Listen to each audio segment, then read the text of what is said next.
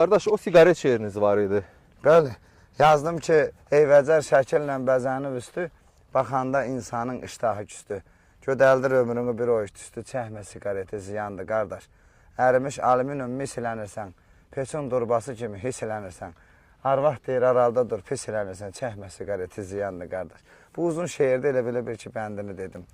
Artıq yaylığa hazırlaşırsınız. Bəli, bəli, el köçür, biz də köçməliyik. Neçə gün yol gedəcəksiniz? 10-15 gün. Artıq nə qədər vaxt, neçə illərdir ki bu dağlarda, bu yaylaqlarda?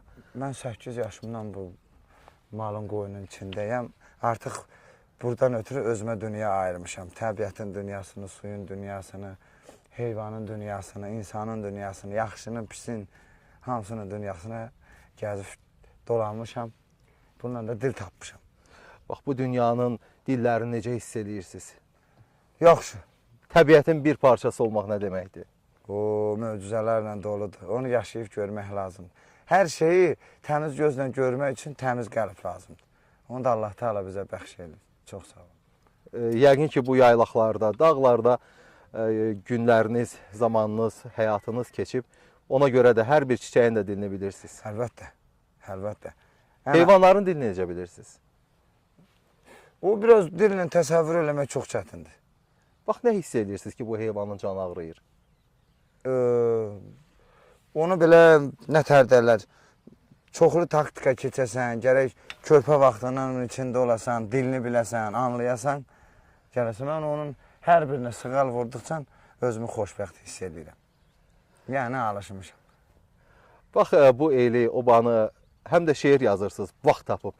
Dəftəriniz üzərinizdədir. Bəli, bəli, həmişə üzərim durur mənim dəftər. Bax, bu işin gücün arasında necə vaxt tapırsınız? Mən Tanrı ilə baş-başa qaldığım yer bu təbiətin qoynudur, suyun qırağıdır, bu heyvanın yanıdır. Təbiət sizi necə dilə gətirib, necə tərənnüm eləmişsiniz bu evi, eli, obanı, borçalını? Yazdım ki, dağların qoynuna salıb yuvasını, Tanrıdan alıbdı xeyir duasını.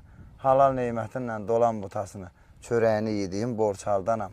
Ayağı kasb idi, qax etdi başı, gör necə bərkiyib bir-birinə daşı. Axanda sevinçdən gözümün yaşı, torpağına qarışan borçaldanam. Açmayıb düşmana dərdini sirni, sınağa çəkmişəm hər dənə birini. Yığaram başıma qurdunu şirini, görərsən hünərimi borçaldanam. Zəhməti itmədi qüdrətli xanın, aldıq qisasını tökülən qanın. Dərdinə şərikdir Azərbaycanın evladı sayılan borçaldanam. Aşqlar tökübdür dastana himi, örgədib şərhinə vurduğu simi, xalqının şairi Zəlimxan kimi, sinəsi ilhamlı borçaldanam. Sürüsü köç gedir arandan dağa, bülbülü daşıyır çəməndən bağa. Qanımız qaynayan isti ocağa közündən pay verən borçaldanam. Rəbib bir çovandı yad binəsində, coşub dilə gəlib saz sinəsində. Elin gənc şairi öz küməsində, yazıbdır kitabına borçaldanam. Rəbib bir çobanı yad binəsində deyir, 8 yaşımdan artıq bu işlə məşğulam dediniz. Bəli, bəli. Və Qaraçöpdə artıq başlamışsınız. Bəli, bəli. Amma Lecvədin kəndində doğulmuşsunuz. Düzdür. Mən nişan qoydum itif azdığım yerə, yuva saldım eşif qazdığım yerə. İlham tökdü dərdi yazdığım yerə, indi sinəm açılmamış varaqdır. Tanrı məni şair elədi bu vaxtı. Üşüyürdüm soyuq yerdə yatanda, yıxılırdım arzularıma çatanda, ağlayırdım ayağıma daş batanda, hey deyirdim bu nə talihdi baxdı. Tanrı məni şair elədi bu vaxtı.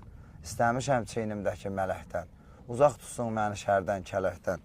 Yazıq canım açılanda bələkdən, elə bildim dünya saraydı taxtı. Tanrı məni şair elədi bu vaxtı. Bəhman kimi tamamladım sözümü, sucayətə oxşadıram özümü. Zəlimxandan götürmüşəm közümü. Borçalıda yanıb sönən ocaqdı. Tanrı məni şair elədi bu vaxtı. Rəbibəm, gözlərim görməyibdi çaş. Heç kimin yoluna atmamışam daş. Bugün ömrümdən getdi 30 yaş.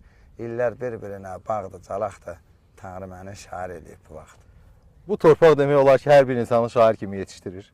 Bəli, o şair olmaq, o insanın dərdinlə, ruhunla, tənhalığınla, Allahla danışdığı bir şeylərin arasında gizlənən bir şeydir. Şair olmaq çox çətin şeydir.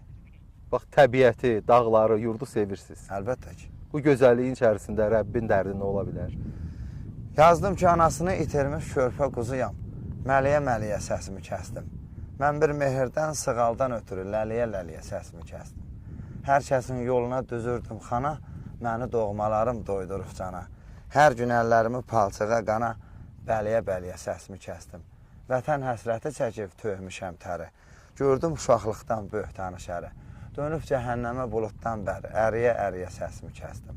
Rəbib bu dünyada mərd olubdu mərd. Əcəlim hardasan, gəl ömrümü kərt. Fələk sinəmin üstə görünə boyda dərd. Əliyə-əliyə səsimi kəsdim.